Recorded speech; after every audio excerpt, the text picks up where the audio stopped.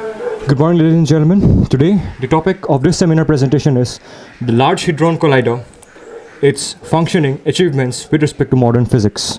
My name is Abhishek Fukan Bora, and I represent Johar Institute of Science and Technology. So let's get started. Before going into the details, let's give you a brief introduction about the Large Hadron Collider. The Large Hadron Collider, why? Why do we need to study the Large Hadron Collider? Then we'll talk about what is Large Hadron Collider, and then we'll talk about the details, which is the core of this presentation. So let's start with why do we need to study about the Large Hadron Collider?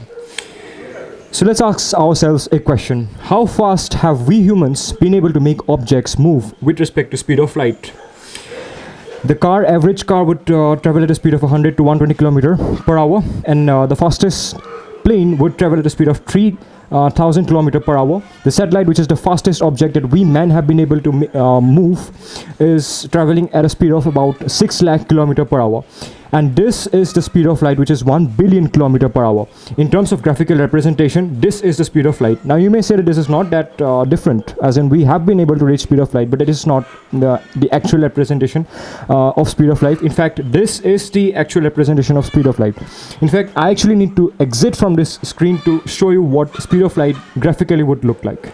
And this is what speed of light would graphically look like. It reaches up till here. In graphical representation, this is the speed of car, this is the speed of plane, this is the speed of satellite, and finally this is the speed of light. I think this is sufficient evidence to say that we humans have not been able to make any object move even close to speed of light. In fact, if you talk about numbers, this is the speed of light, and this is the fastest object that we have been able to make move. And the difference is about 1 billion kilometer. But what this means is that we lost this race by about 1 billion kilometer. We really have not been able to make anything move even close to speed of light. But here's the thing, we are humans and we do not give up. And this is the reason why we created the Large Hadron Collider. So assuming that the particle which moves inside the Large Hadron Collider, which is located at this point, is projected towards the moon, and at the same time a beam of light for reference is also projected, unfortunately we will again lose. Light will reach moon faster. However, the difference here is about, as you can see, 4 meters. This is massive. You may ask me why? Because if we just go backwards, we have seen that the fastest object previously we lost by around 1 billion kilometer. But now we lost by about 4 meters. This is a huge difference. What that means is this distance is 4 meters, and this represents that we have been able to make objects now move at the speed of about 99.9% the speed of light. And this is massive. So you may ask me the question as to why do we need to make this particle move at such a high energy in the first place? This is us, and we are made out of matter.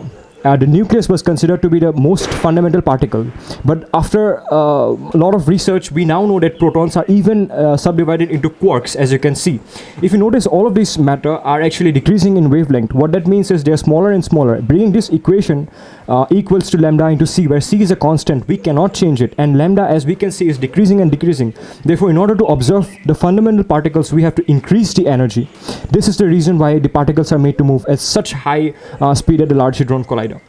I think this is why we need to study about the Large Hadron Collider. Now let's talk about what is the Large Hadron Collider. Let's talk about a collider. It is nothing but a particle accelerator, as you can see. It is basically used to collide two beams of proton or particle at a high speed with each other. And Large Hadron Collider is the world's largest and the highest energy particle collider. So that is what it is. It is built by CERN, or in other words, the European Organization for Nuclear Research.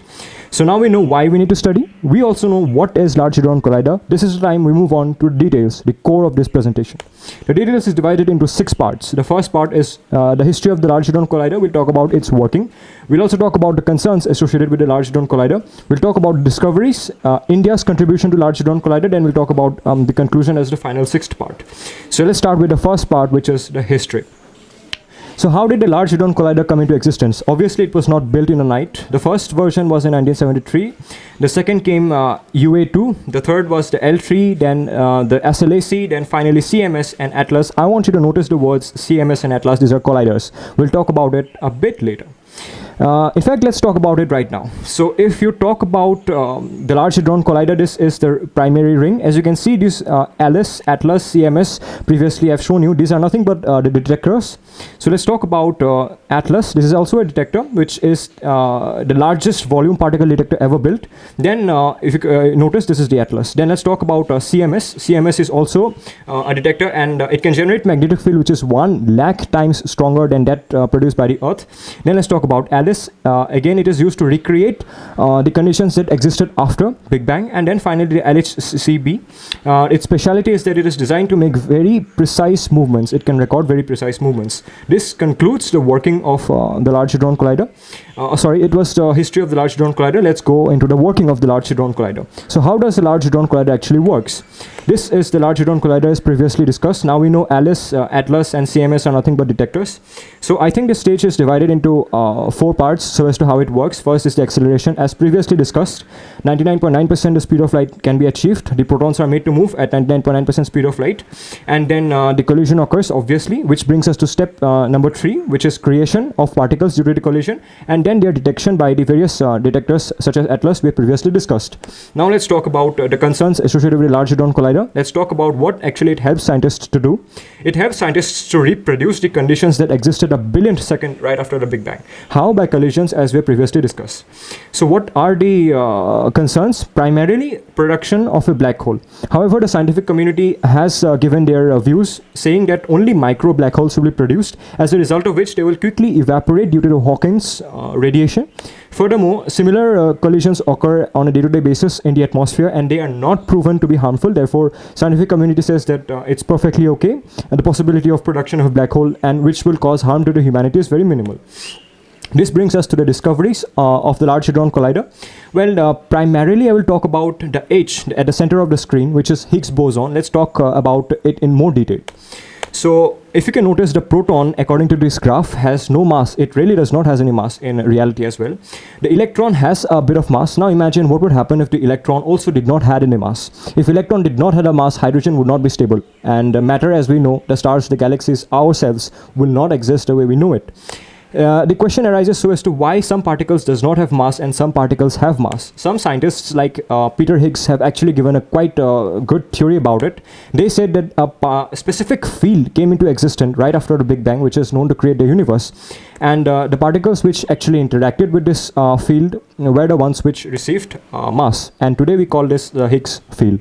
Now this theory was actually awarded the Nobel Prize in 2013 right after the discovery of Higgs boson was confirmed at the Large Hadron Collider LHC.